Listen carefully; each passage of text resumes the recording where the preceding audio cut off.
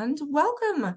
Today I'm here with T. Williams, and after being diagnosed with Crohn's disease at an early age, she had many flare-ups and unfortunately eventually surgery. She decided to be the master of her own health destiny and implemented the Autoimmune Protocol and learned to restore her health with diet and lifestyle changes.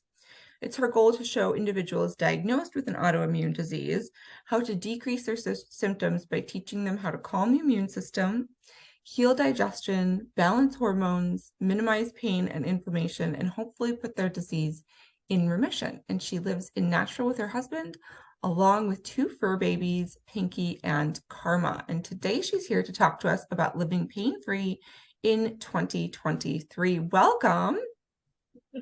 Well, thank you. What an awesome introduction. Thank you so much. Good job. Yeah, absolutely. It's a pleasure to have you. Thank you for taking the time out of your schedule to join us.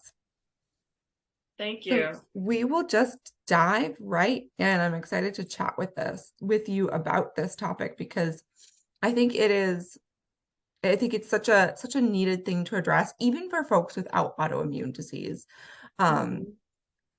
Because inflammation, I think, is such an issue in our world today. Mm-hmm. So how does one know if they are inflamed? Well, inflammation is going to take on so many different type of just this, let's say, like it can be anything really, but it depends on what your genetic makeup is and like what you are as an individual. So when I got diagnosed with Crohn's disease, my inflammation was in my gut. My lower intestine, my small intestines had problems, Also, they find a link that if you have family members that have other autoimmune diseases, my grandmother had Hashimoto's thyroiditis, so she had issues, so there was a connection there. But typically, when you get like a sign or a symptom of, let's say, migraines, rashes, you have brain fog, you have poor memory, or there's insomnia, or any type of food sensitivities, anything where you're like, this just isn't right, that is inflammation. And that is literally like a sign to say, hey, just like when you're driving your car, those little lights come on, check your engine light, check engine light. That's what that is. So when you are experiencing any type of discomfort, pain is usually associated with inflammation, then that is inflammation. Just like exercising, you're going to get some inflammation there, but that's kind of like good inflammation because the muscles are being torn up so they can rebuild again. You get a finger cut, that is inflammation. That's good because that's trying to heal. But when you just have a low grade of chronic inflammation just all the time, that's when it's a problem. Okay. So how are pain and inflammation related? So if we are inflamed in a certain area, why is it that we get pain, and how do we know the two are related? Yeah, so like I said, when you exercise and you'll feel like the pain, and like the pain is gain. So that's good because the muscles are tearing up and then they're going to rebuild and they're going to come back stronger. But when you have like pain where you have a constant headache, like a migraine or something like that, or if you when you go to the restroom and you are having like a pain when you are trying to go to the restroom, that is going to be pain where we know your gut isn't getting stronger. There's something that has happened to the gut that it is tearing down the tissue and eventually the organ, if we allow it to continue and just say, oh, it's no big deal, everybody experiences this, or it's just age. No, Right. It's not. Yeah, I think that's a common one, right? Like, oh, it's just I'm getting older, right? Like having some backaches or joint aches, or my stomach isn't what it used to be, or things like that. I think a lot of times people attribute it to age. They do, and that's not true. It's not. That is good to know. So what are some foods that people eat that keep them inflamed? I know. Now, this is so sad because there is like so much food-like substances on the market. So major foods that, like, actually, I could literally sum all this up.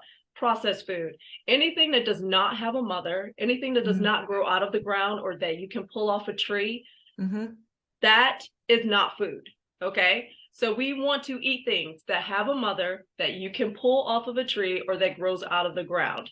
So primarily what you have is rancid seed oils like canola oil, which is not a real like seed or oil, okay? And then you have the soybean oil, and then there's safflower oil, and then there's just all kinds of oils, sunflower oil. These are not, they're inflammatory, like they are literally will cause inflammation. Then there's flours, like so many times people are eating like the cakes, cookies, pancakes, waffles, superly, that's like sludge in your gut. And then there's also sugar. Majority of people in the 21st century are having about 150 to 160 pounds of sugar a year. Super inflammatory. We go back to like the 1900s, people had no more than maybe like 10 pounds of sugar in a whole entire year. They put sugar in everything. Yeah.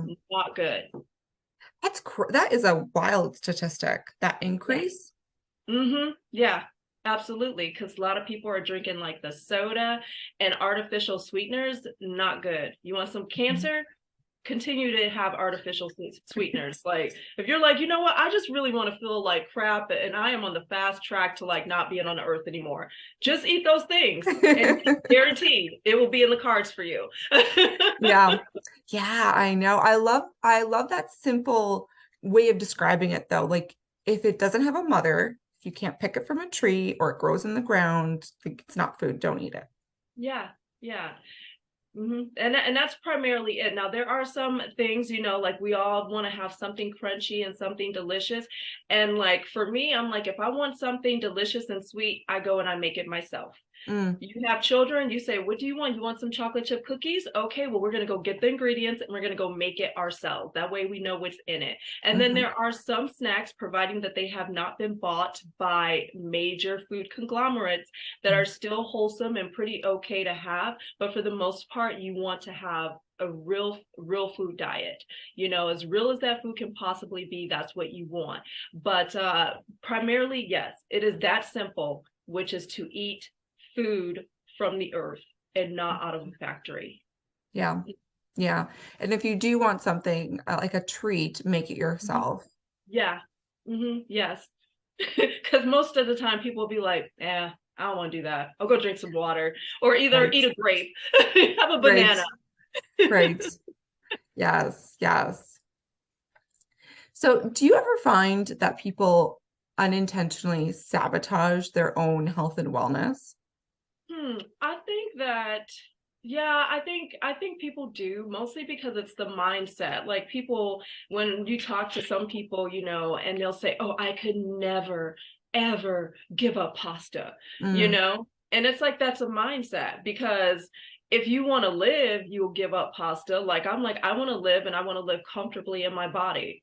I gave up pasta, bread, and cookies and cakes and things like that, especially made with gluten. Like gluten is a non-negotiable if you have an autoimmune disease. Sorry, just won't ever be able to have it. It just totally tears up the intestinal lining. It causes a lot of inflammation, but not just in people that have an autoimmune disease. It literally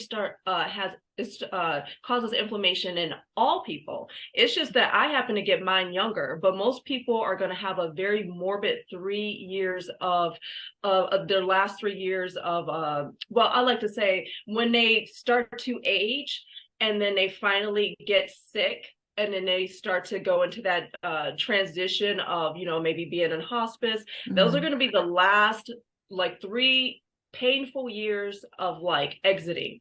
You know, they just won't go in their sleep. The body just will be in complete excruciating pain.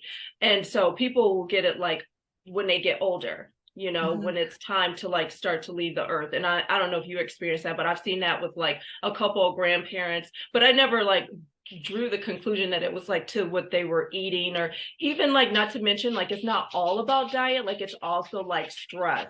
It's also like how much sleep are you getting, how hydrated are you? So it's like all these different factors. Because we live in a toxic environment, we literally have to be very conscious about being healthy in the 21st century. But I just mean to say that like I got my sickness early on. Like I had a predisposition through the years, like my little intestine was just being torn up by all the different things that I was being put on, like antibiotics and not being breastfed and getting my mom's, good, strong immune system and all these different kinds of things that happen as I was like growing up.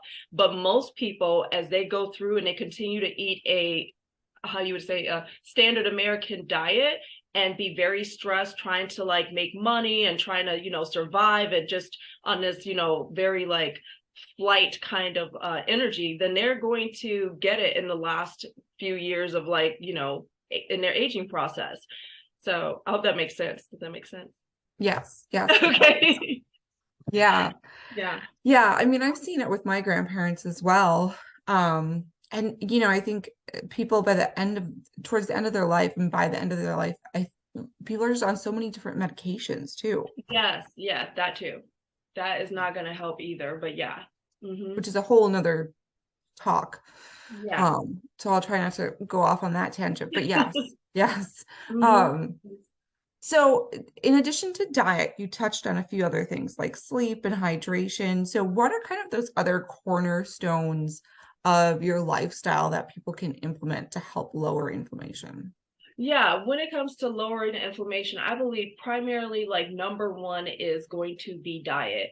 Number two, definitely going to be like getting plenty of sleep because that's when the body restores itself and repairs itself. And then it's going to be making sure that you drink water like H2O. None of these soda, you cannot have a soda every single day with every single meal. I mean, okay, that'll be another whole like road I go down, but you just cannot. All right. And then the effects of soda is very detrimental to health.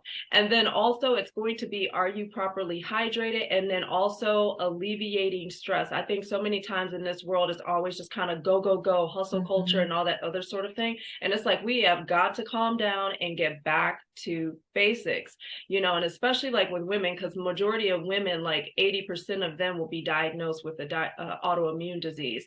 Men are supposed to be like stronger because they don't have to give birth like women do, so we have babies that we have to care for, and it kind of like take a lot out of the body. So primarily like when a woman like has to work, it's very stressful to like work and have to care for a family. So you have to find that downtime, whether you're a man or a woman, where you're like, okay, I need to go and get a massage, or I need to do some sort of self-care, and just take that time to do that. Because I mean, I get it, we all like are in the world and we need to make a living, and with the inflation and all this hot madness, but if you need to find ways to like figure out like where can I trim the fat so that you can spend more time with family, and I'm talking about good quality time, and then also have good quality time that you can take for yourself, it is a necessity. I think that's primarily what I wanted to say. And then also I would like to add that in today's world, also because of the fact that we have a depleted soil, we do have to take some supplements. And I'm not trying to make people like supplement kings and queens, but some of the primary supplements, because of minerals that we're missing, would be like magnesium. We totally need that because we're not really necessary. Well, I find a lot of people are deficient in magnesium, and also vitamin D3. Totally need to take that as well. So you might want to get those levels checked, especially if you're experiencing some of the symptoms that I named, anything that like inflammation, anything that has an itis, that's like linked to inflammation. So if you're experiencing arthritis, colitis, like you probably could be nutrient deficient or have a vitamin or mineral deficiency. So yeah, that is kind of like a necessity as well. I would have to say. I think I covered on like primary all of those things. Oh, toxins. You have to be conscious about the things that you clean your house with, the things that you put on your body. Oh my goodness, like I'm amazed that like you read like these chemistry labels and you're just like, I can't believe this is in here. Like, why? So like I said, we have to get back to basics and really also pay attention to labels. Yes. But yeah, that's primarily it. Yes, learn to read labels. I think it's such a powerful thing to be able to do, honestly. And know what to use and what not to use, you know? Yes. Um, so I also wanted to chat about supplements a little bit, but you did touch on that. So magnesium and vitamin D3, anything else that you think most people could benefit from? Well, I think I know at least where I live, I find a lot of people like just getting out of their car just seems like it's it's like a chore, like it's really difficult for them. So I feel like a lot of people are in pain and they're just kind Mhm. of suffering through it. And Mm. so one supplement that I would strongly recommend, providing that you do not have any type of like blood thinning issues or whatever, is like curcumin, which is turmeric. So Mm. I like to cook with turmeric, and then curcumin C3 is really good as far as like helping you detox as well as helping you with like antioxidants and lowering inflammation. So turmeric is really good for that. And especially if you get in a powerful supplement, which I would be recommending, not that I'm getting endorsed from them, but getting the best quality that you can. And I feel like that is either pure encapsulations or either designs by health or something like that. I think that's Oh, what it's called. Designs for Health. Yes, like those, like they're really good Hmm. products. And so also a master antioxidant is glutathione. So that's Hmm. like really good to help clean up free radicals that might be going through your body if you do decide to eat, you know, a cookie or cake that's not homemade. And then omega 3s. That's also really important. Fish oil that lowers inflammation. So those are like, I think, like my top supplements that I would Yeah. like. Okay. And of course, check with your doctor because I'm not a doctor.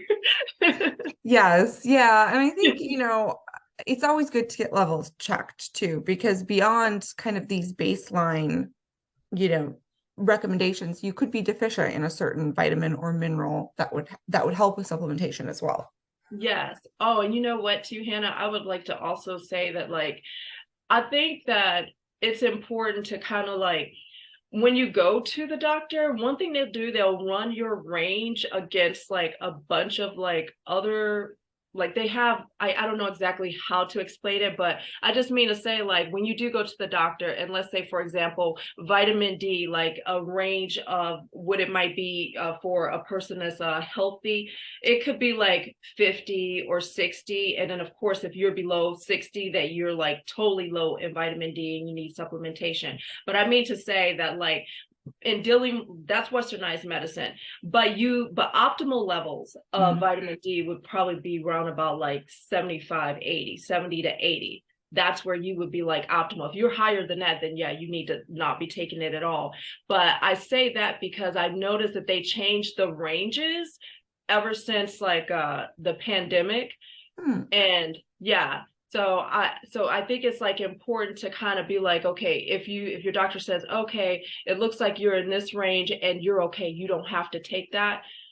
I would just ask people to really kind of like be the master of their destiny, kind of Hmm. gauge that, like, okay, I heard what the doctor says, and that is an opinion, but do your own research. And then if you need to go get a second opinion or either try a functional medicine Yeah. doctor, that could be better for you, because a lot of times you go to the doctor and they run the labs and all this other kind of thing, and they're like, oh, you're fine. There's nothing wrong with you. And I've had that Right. happen where they're like, it's just all in your head, like, Hmm.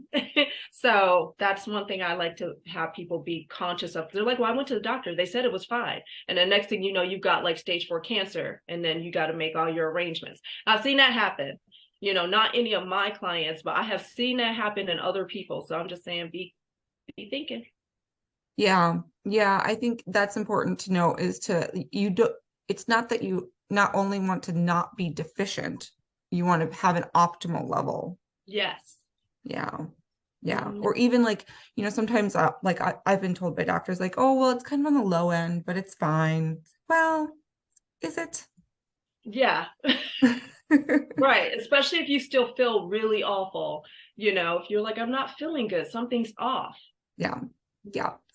Yeah. And I definitely will add that I'm definitely a proponent of functional practitioners as well. I think they have um a little bit more of a holistic approach to things, which is beneficial. I agree. Yeah. So how can folks get started on the road to feeling better, and how can you help them?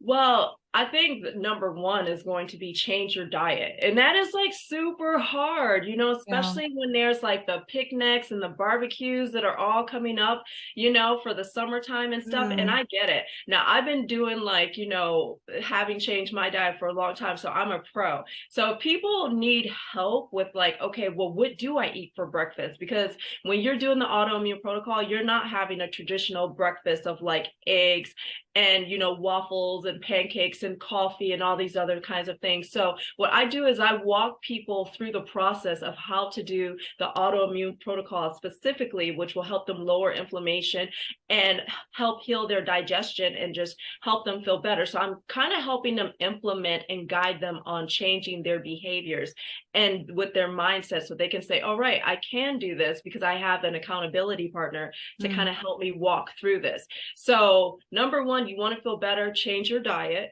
Number two, if you feel like you need some help, then get a health coach, find a partner that can like guide you through this process.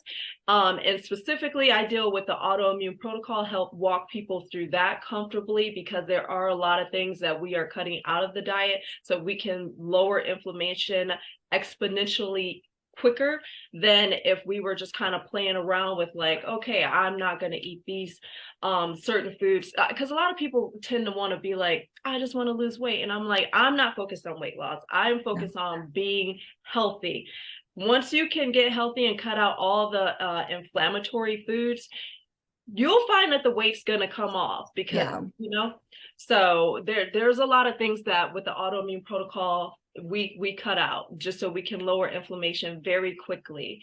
But yeah, I hope that answered your question, because yeah, I feel like diet is the first and foremost, and then we start working through the other areas of someone's life. But yeah, I'm like a guide. I'm like, I will show you the way. I'm Yeah. not a doctor, and I will suggest things, but I also want you to think like, you know what, I think that will probably work for me, or I never thought of it that way.